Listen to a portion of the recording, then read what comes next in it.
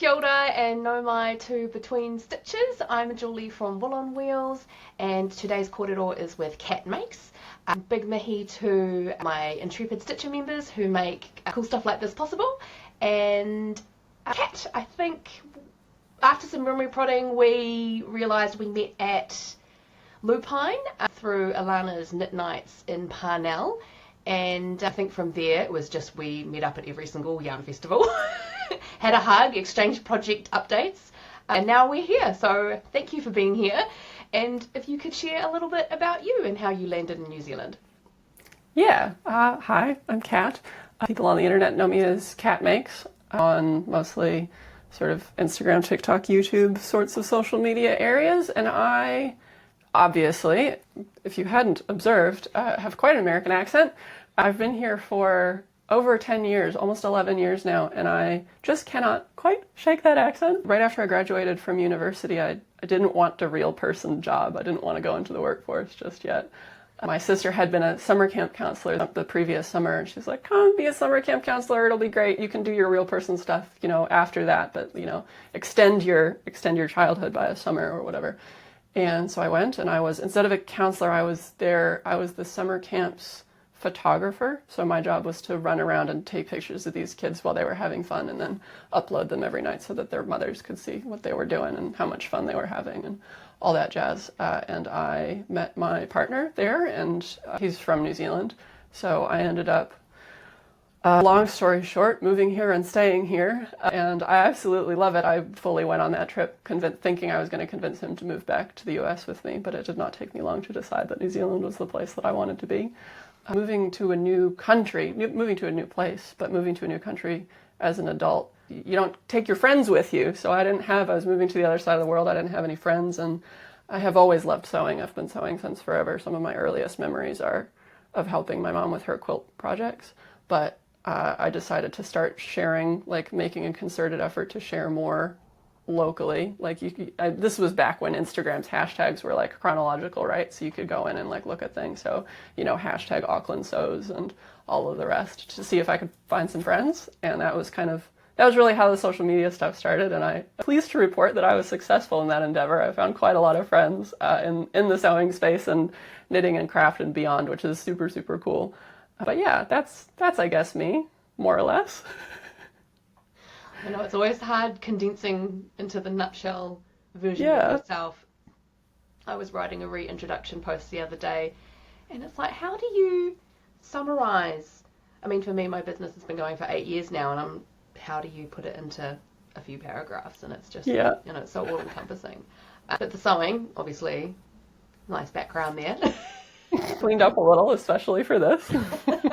Because if you've been doing it a long time, and then because I think when I started following you, had just done some tambour, which is gosh, ages ago. Yeah, so I have, like I said, I've been sewing for basically my entire life, helping mom with projects, helping with the Halloween costumes or whatever was going on. And then when I was in middle school, I grew up very, very, very quickly in the vertical direction and not in any other directions, as children are wont to do. And if I was going to have long pants in that day and age, which was before the internet and, online ordering and such, I was going to have to make them myself because anything else was 3/4 length on my very long legs. And so I learned how to make garments at that point, and mom taught me how to follow a pattern and not cut things out crooked and the importance of seam allowance and all of these kinds of things. And so I got quite into making clothes at that point, but I'm from a part of the US in that time pre-internet where I didn't have a lot of access to very nice fabrics. So that was one of the things moving specifically to Auckland. There's a beautiful fashion community here, and there is a lot of access to fabrics that I had never seen in person before at that point and didn't know that you could buy as just a regular consumer. And this really cool, this thing called dead stock fabric that we get, which is fabric that's been produced to be made into, to be manufactured in a clothing sense, but they didn't use all of it, they didn't get to it, whatever. So it gets on-sold to consumers. So it's a nice sustainable aspect of things because it was already produced and it's kind of a second life. So we have a lot of access to dead stock fabrics here as well, which really increased the quality of what I was able to make just by virtue of the quality of the fabric. So I've been making all my own clothes since 2016. So I stopped buying ready to wear in 2016, which was an adventure and a half. Um, and then in 2019, no, that's a lie, 2017 or 18, end of 2017, I started working on my wedding dress. And that was my very first tambour embroidery project. So yes. And it was so cool. I didn't know that tambour embroidery was what I wanted to do. I knew I wanted beadwork on my wedding dress.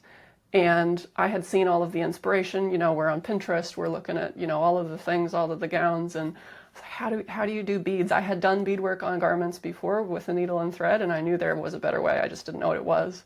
And I finally was able to figure out that the word I was looking for was tambour embroidery, which is a style of embroidery that uses a hook instead of a needle. So it's like a teeny tiny little crochet hook the size of a sewing needle. And to people who crochet, I say surface embroidery, or a surface crochet.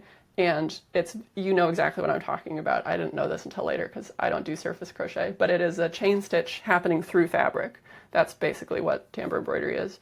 And there's a lot of things about it that make it kind of the best way to apply, or a very good way, I suppose, to apply beads to fabric. But I landed on that as the solution to making a beaded wedding dress. And I kind of thought, because you often sort of learn a technique so that you can do a thing, right? So that you can do a project.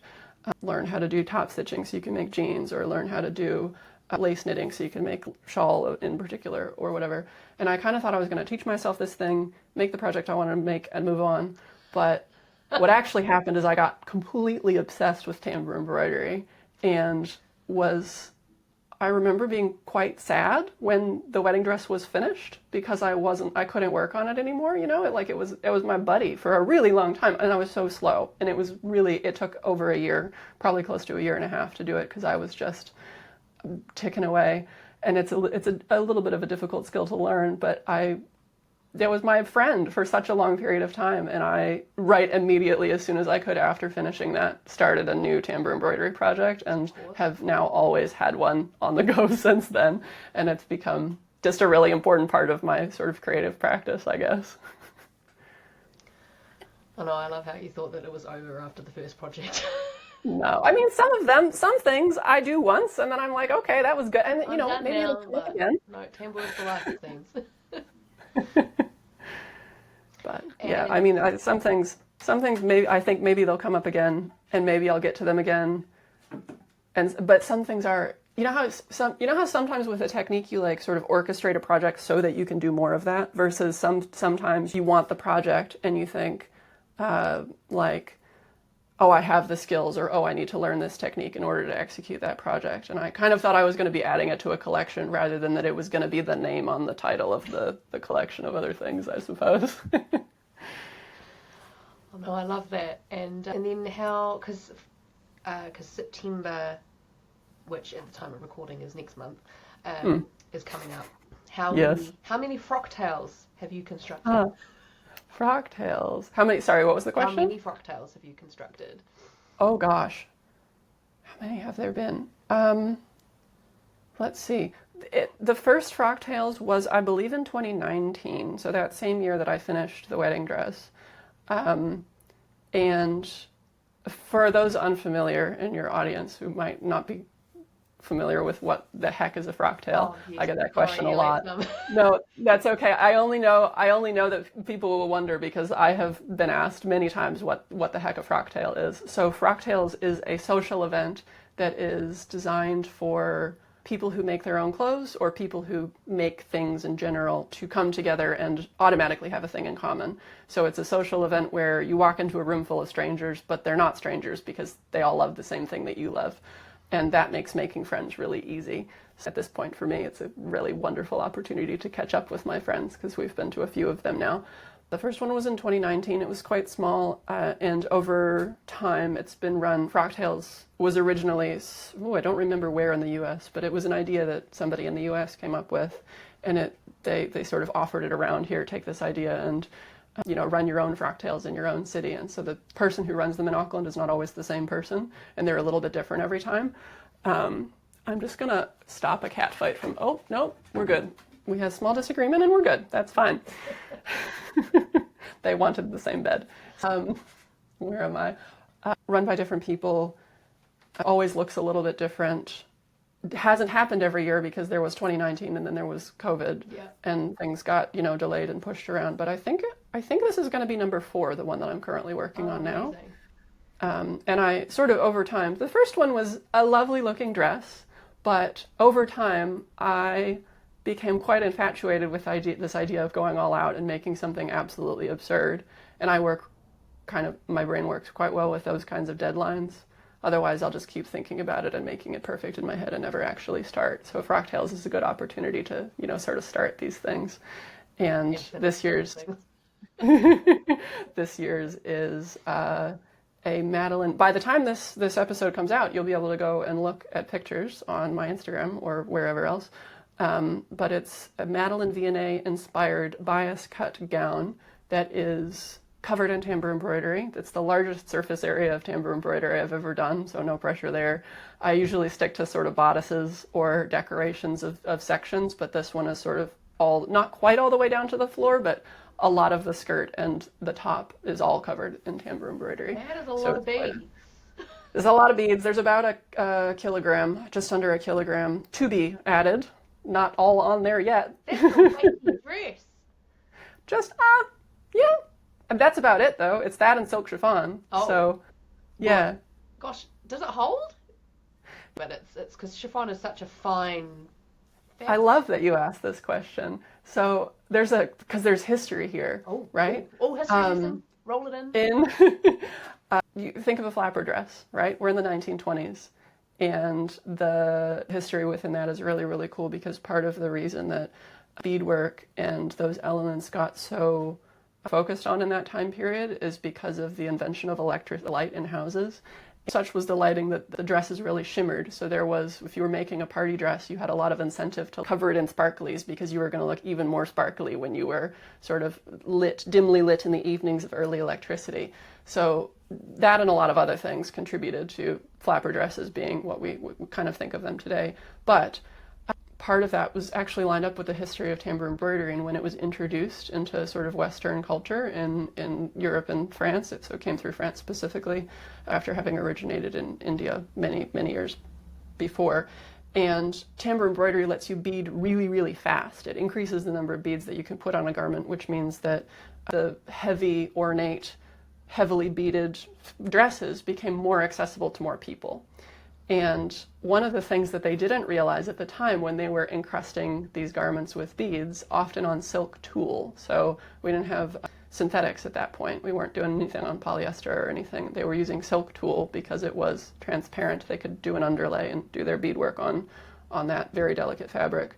And one of the things that they realized was that over time those dresses were super, super delicate and fragile and would fall apart under the weight of the beads, which is terrible. And that's why there aren't a lot of, there are quite a few existing flapper dresses, but those existing flapper dresses are very, very delicate. Also, the sequins, like I mentioned, plastic didn't exist at that point in the way that we know it today. The sequins were made of gelatin, so they would melt. That's another reason that there aren't a lot of, this is a side tangent, back to the main story. By the time the 1930s rolled around, which is where the inspiration for the dress that I'm working on came from, they had realized that those dresses were super, super delicate and they needed a plan B. And so part of the work that I've been doing on this dress is examining the choices that were made at the time and trying to figure out why each of those choices were made. Some of them are very obvious, some of them still have no idea. One of the obvious ones is that they used extra tiny beads so that the beads themselves are really, really, really small. They're size 15, which means you can fit about, it was supposed to originally mean you could fit about 15 beads in an inch if you were to sit them all next to each other on a needle. Whereas previous to that, they were sort of closer to 9 or 10 beads per inch. So the distribution of bead weight is much better with smaller beads, which contributes to them not ripping through the fabric.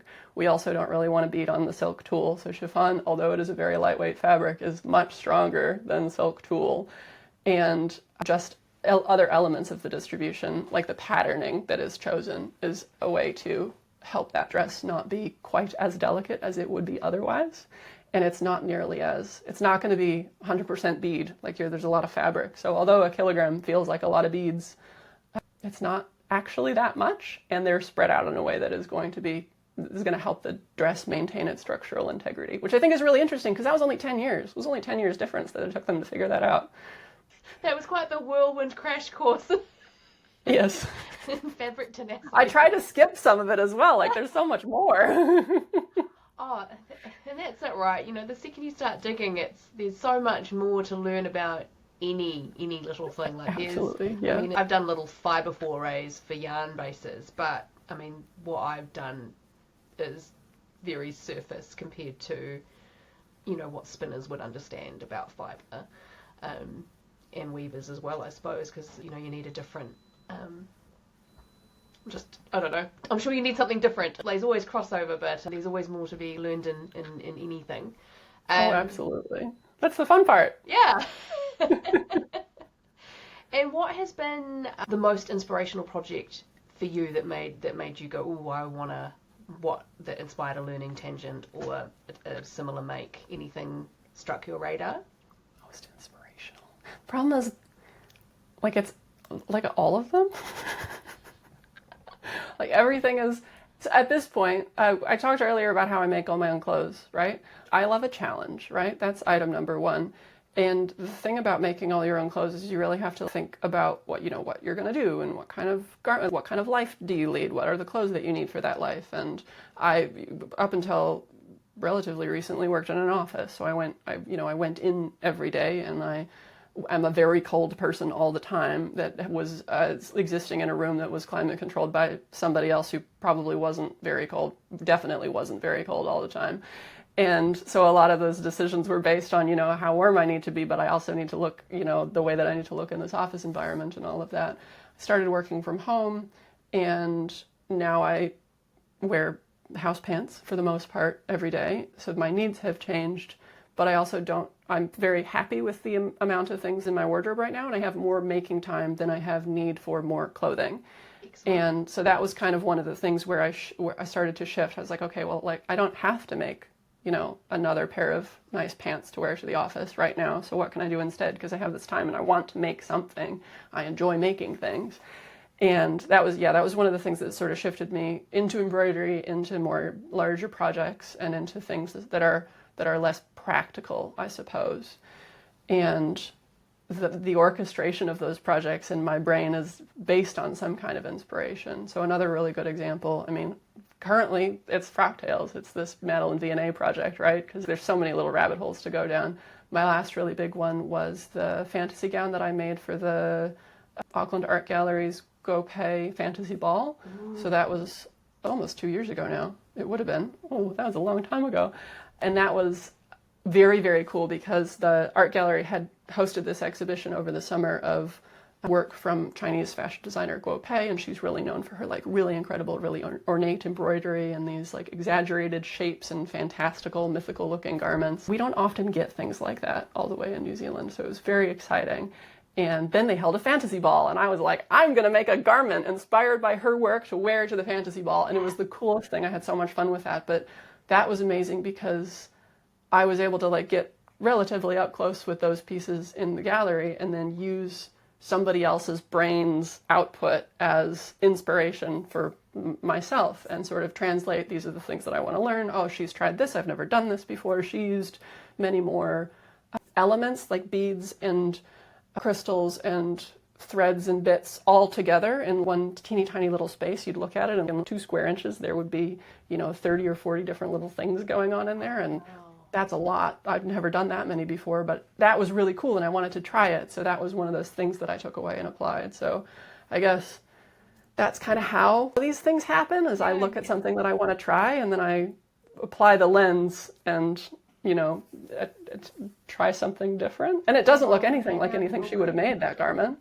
But I was inspired by the things about that work that I felt were most interesting to play around with. Oh, that is so cool. And I just had a little brain diversion. I suddenly remembered some socials from ages ago where you had a cricket machine? I have a cricket. A cricket? Yeah. Is that right? Because when you see it, I want to say cry cut. but I know, yes. It is but it, pronounced cricket. it is cricket. Yes. Despite you're also correct that when you look at it, it wants to be pronounced that way. Yeah, no, it's cricket. What what project needed that, or was that how did that get incorporated into your? Yeah, that's a good question. So the Cricut machine, as well as the two Bernina machines behind me, are a surprise function of my friends making attempt on social media. So like I said, I initially started sharing my projects on social media as a way to find, people that had similar interests to me and to make friends. And I still remember it was so scary the first time I met one of them in real life was, years and years and years ago now, but it was very scary. And now I do it all the time, which is so much fun. But over time, the following kind of grew a mind of its own. And there are now quite a lot of friends on Instagram, especially. And I, as a function of that, am a Bernina ambassador, which explains the machines behind me. And also the Cricut was an offer from them they wanted to send me the machine to make some projects with. And Cool. so I was excited because it was a new thing and I, knew new things that I got to try.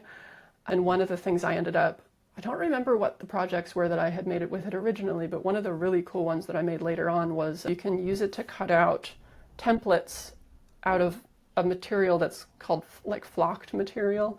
And then you use those templates to, I don't know how to explain this without going so far into the details. You use the templates to iron on crystals, and then you can iron them onto a garment. So I did a dress with like a little sections of sparklies that I would not have been able to do had I not had that because there was a very specific set of tools that were required for that. Wow. That Yeah. I think I almost understand the. So it's like you make a template, then you use the template for the sparklies, and then you can put the sparklies on the thing. Yes, that is correct. The thing that makes it very cool in the context of this specifically is that if you make the template out of the special material and you pour a little pile of the little crystals, they're flat backs, so they're flat on one side and they've got this faceted dome on the other. You pour them onto your template and then you use like a special brush looking thing to rub them around. And the way that ends up working, it looks a little bit like magic, is that the crystals find their ways into the holes on the template without you having to, like you're just kind of like rubbing your little brush around there and the crystals all go, okay, I'm going to sit right here. And they like go and they like face the right way up and all of these things. So you can create with very little effort using this template a whole like beautifully lined up, in the shape of a butterfly or in the shape of a border or, whatever you want to do in like a minute and a half, and then you flip it over and you iron it onto your thing, and then you do the same thing again with the template and you do your little repeating. It was very cool. I think my brain did a little thing where I imagined that all the crystals were like little tiny bumbly things with voices. They're like, oh, what do we hear? Oh. Yeah. There was a little cartoon happening in my head while you were saying that. That's good. I'm glad. Like, I'm home now. I'm in my hole. No. Here I am. Oh. And my brain's just gone flat. Yeah. I think I had That's enough okay. that flew away in my cartoonness. Oh, what else did I want to ask you? I can't remember.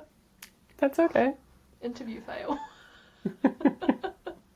What has been? Oh, I don't know. Like, have you got a favorite creation out of any standout, or is it all just progression? I don't know. I'm probably going to give you the same answer I gave you for the most like inspiration. I think they're all my favorite when they're happening. Yeah. I think, but also I have had this discussion with people before. I mean, this is like introvert versus extrovert. It's not one thing or the other thing, but I have found in my conversations with people that some people are more of a project person. They're making the thing because they want the thing. The thing at the end of the journey is the important thing that you're focusing on. And some people are process people, which is that you make the thing because you want to be making something. Yeah. And the thing at the end is, might be important to you in some capacity, but it's not the primary focus. Like the focus is the journey rather than the destination sort of thing. And I don't think you're all in one or all in the other. I think that's probably pretty unlikely. I think everybody's probably a little bit of a combination of both, but I am definitely majority process. And it's not that I don't care about them when they're finished, because I do. all of my memories associated with a thing and all of my desire to do a thing are focused on it when it's happening, not when it's finished. So this is why I think it's hard for me to say. I mean, how do you quantify favorite? I made a pair of felted slippers recently, and I've worn them literally every day since I finished them, and they are delightful and I love them.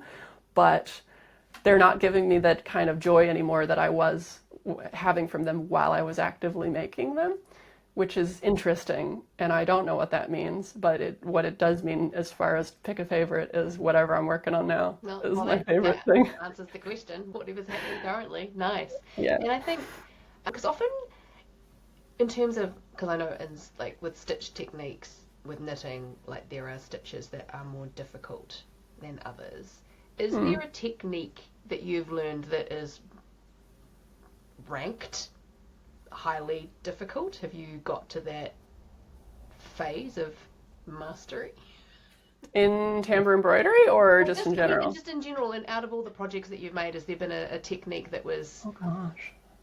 maybe you didn't find it difficult, but because you're at a skill level now where you've been doing it for a long the time. thing about, because like I said, I like to make all kinds of things, and if anybody who knits and sews knows that there's already an overlap there, right? Knit fabric and knitting create the same structure of fabric, right? So if you learn as a knitter and then you try to sew with knit fabric, you kind of inherently, oh, it's going to unravel in this direction, but not that direction. You learn these little things that you can apply later on. And so by virtue of all of the things that I have tried and either failed at or done successfully, because there's been a fair amount of each, you start to be able to apply these things to, more and more they sort of build. And so I'm a lot less probably scared than the average bear of trying something labeled difficult. But in saying that, I mean, tambour embroidery is a wildly difficult skill to learn because you are doing two different things with your two hands. Neither of those hands has ever done anything kind of quite like that before. And there's a lot of sort of focus and muscle memory that needs to be developed. And it's very frustrating when it doesn't work. I have a YouTube series where I go through a Learn Tambour Embroidery YouTube series where I try to help people over that initial hump. It's so good once it finally clicks in your brain, and there's a moment for everybody I've talked to about this. There's a moment where it clicks, but it can be so frustrating when you're working on it. And I very specifically remember, that.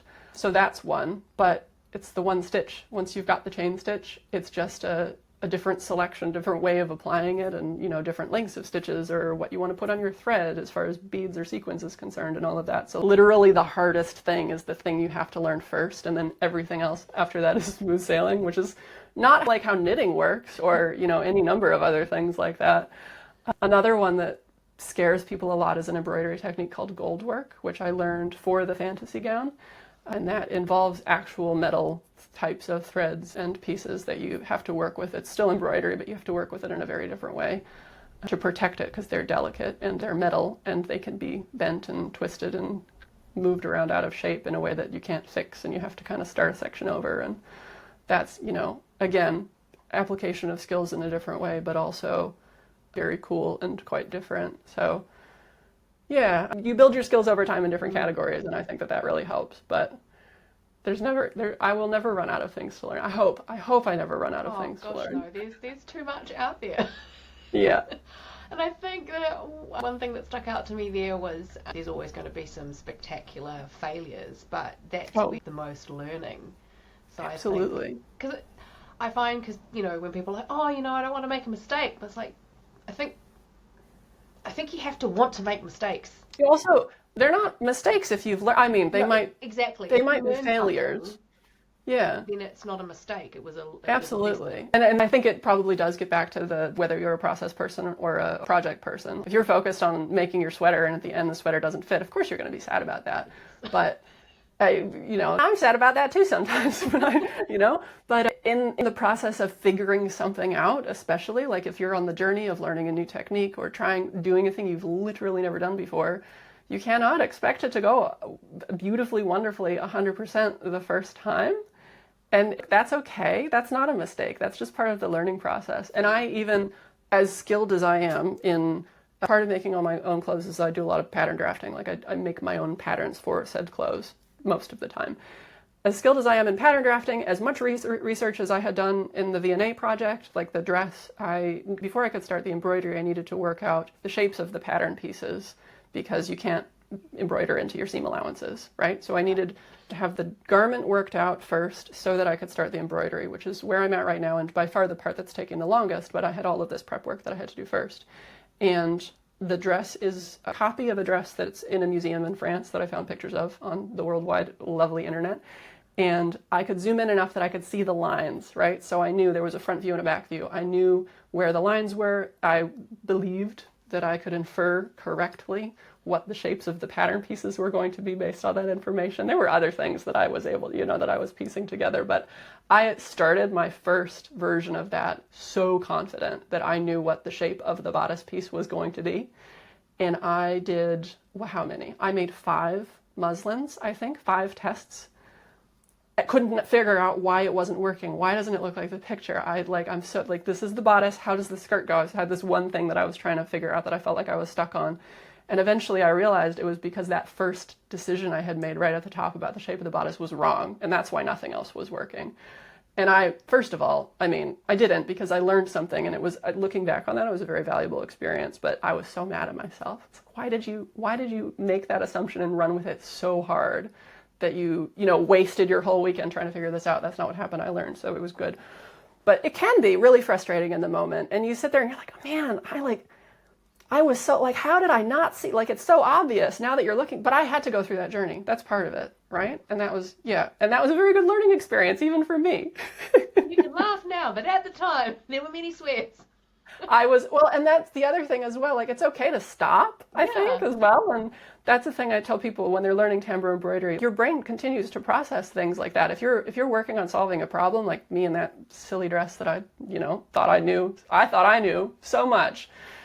But people who are learning tambour embroidery, your brain continues to process these things even when you're not actively doing them. So if you're feeling yourself start to get frustrated, that you're more likely to quote unquote make a mistake, like, I don't know, like cut into something accidentally underneath whatever you're working on or something silly like that. And B, your brain will continue to work on the problem you're trying to solve if you go and take a walk outside or pet your cat or wash some dishes or something, like, that's something silly like that. So there's a lot of value in stopping and thinking from a distance as well. I think that really helps.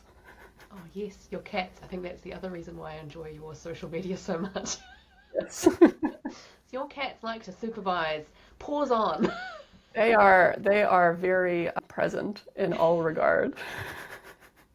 Yes, let's see, I have 2 cats. The oldest, his name is Theo, and he towards the end of the last right after the last big lockdown from COVID that we had in Auckland.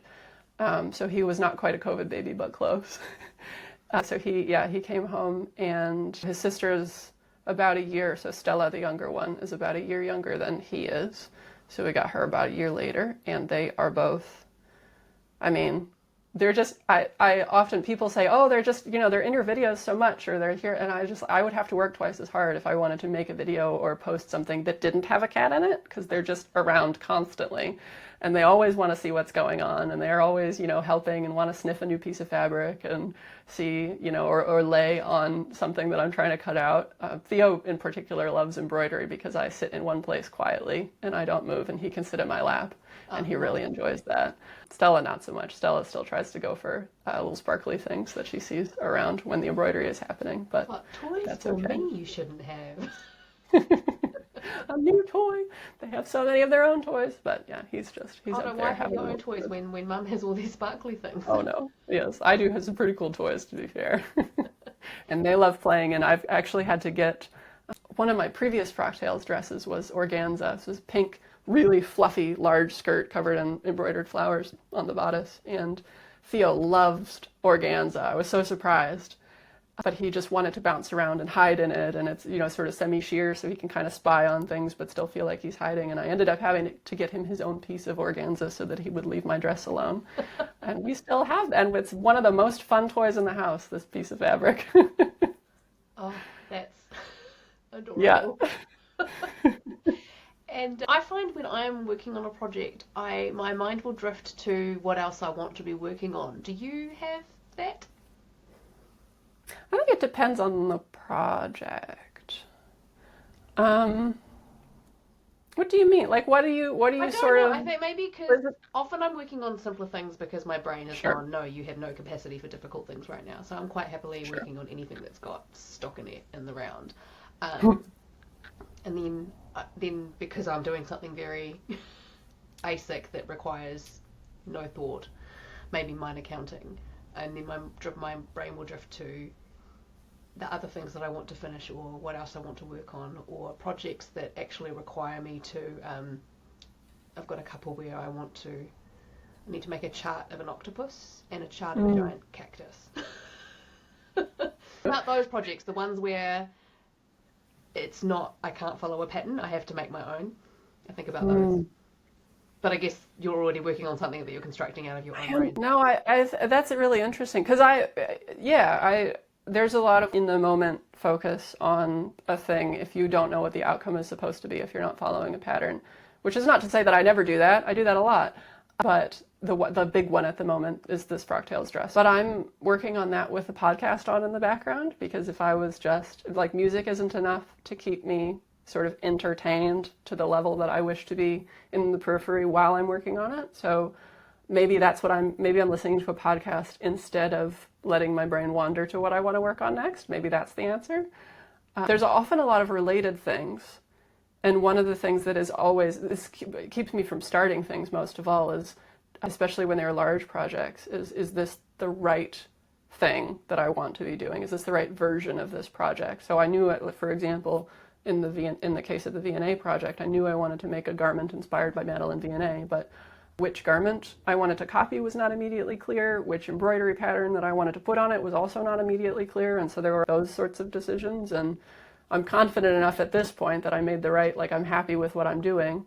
But there's a lot of thinking up front about like, oh, do I want to do this one or that one or all of these other things? And I probably very soon, actually, because I'm getting to the point of being close enough to finish with this one, I'll start soon thinking about what I want to do next. But I'm not quite out of the woods on That's this right. one. Still got beating and podcast to get through before. Yeah, I've got just counting is about 20 days, I think, between now and, is that right? 30. Yeah, about 19 days to finish it. That's a looming deadline. I haven't told you how far I am, I suppose, in the process. I don't know that I could, but it's yeah, there's a fair bit left to do. All-nighters But for that's Cat. yes. Nothing a couple Oh, of have you long done that? evenings. Done a whole 24-hour stint on a project because of I haven't made it to 24. I've gotten close a couple of times with the fantasy gown project because there were rules, quote unquote, rules for that project. There was the deadline, which was the fantasy ball. You have to finish it by the day. This is the same with Frocktails. But then on the other side of that, they announced that the exhibit was happening and they announced that the fantasy ball was going to be a thing about a month and a half before the exhibit itself opened. And I decided that I did not want to start my dress until I had seen the Guopei garments in real life. So that cut about a month to a month and a half of making time off of that project.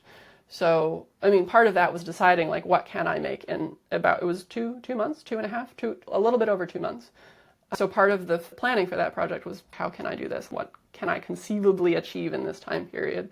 But yeah, definitely spent a couple of long nights, not quite all the way through till morning on that one. And then the other one previously wasn't one garment, but we were going to go down to Napier for the Art Deco Festival. Oh, yeah. And it was the year that it flooded out. They had that terrible massive storm that everyone's still recovering from. It ended up getting canceled, which, I mean, definitely was the right decision. But I had a collection of beaded garments and then also the other garments that went with those garments that needed to be made. And that one, there was a particular flapper dress, a maroon flapper dress that I made, and I spent a couple nights up till sort of 2 or 3 in the morning and then went to sleep for a couple hours. That's usually what I do. I'd rather do a couple of those rather than one all-nighter. Oh, And even on this one, I haven't quite made it to 2. I've been making it to close to 1, like in this sort of 11 to 1 a.m., 11 p.m. to 1 a.m. range most nights. Not most, that's not fair, half the nights. But I'd rather do more of those not quite all-nighters rather than one all-nighter. That seems to work better. Actual all-nighter would be quite brutal. Yeah. They take a while to recover from. But, yeah. Well, I think that's more than enough for a Malapath. So thank you so much for hanging out with me and doing this. Yeah, of course. I'm going to have to go and Google some of the stuff you said. Thanks for inviting me. I hope I didn't ramble too terribly much about too many rabbit holes there. I was soaking it all up and my brain was pinging off in all sorts of directions. Yeah, so thank you, and I will collect links as I find them when I load this up for YouTube later. And yeah, thank you. We'll see you soon. Cool. Sounds good. Thank you. See you later.